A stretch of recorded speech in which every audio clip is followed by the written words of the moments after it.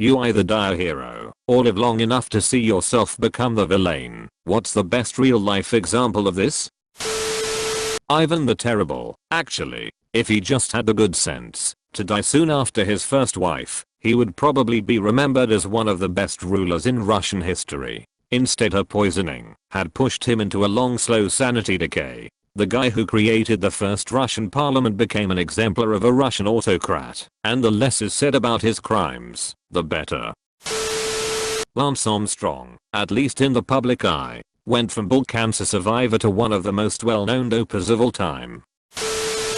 Sulla. He was a reformist Roman politician / general that eventually sacked Rome with his army and set an example for many others to follow, leading eventually to the actions of Caesar and the end of the Republic. His opposition at that time was a very old and tired Gaius Marius, probably the greatest Roman general during the Republican period. Marius died before Sulla sacked the city, but Sulla still desecrated his grave and remains.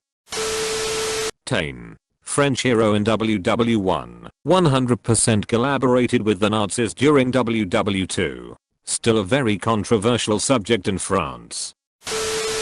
In law class, the first mock trial we had, I was the judge and everyone thought I was the best and most amazing judge, and that I knew the law well. When I went for a second time, everyone hated me. Apparently the power was getting to my head.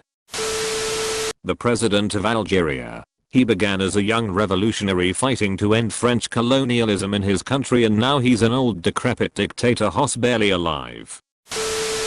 Jimmy Savile, British media celebrity, donated 40 million for charities. After his death it was discovered he was a sex offender, pedo and necrophiliac.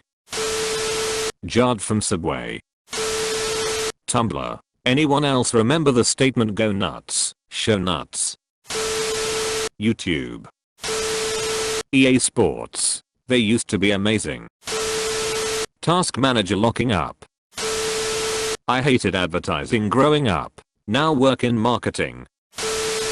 Mao Zedong fits this perfectly. To illustrate this, a quote from Chen Yun: had Mao died in 1956, his achievements would have been immortal. Had he died in 1966, he would still have been a great man but flawed.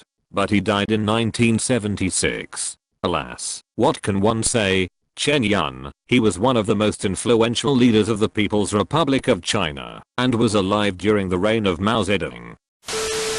Charlie Sheen. He was a beloved actor until the whole tiger blood thing. Prince Isildur of Gondor. He severed Sauron's finger, and the ring with it, thereby destroying his physical form. All he had to do was destroy it. Unfortunately, the ring's influence corrupted Isildur, and instead of destroying the ring, Isildur took it for himself. Then all hell broke loose.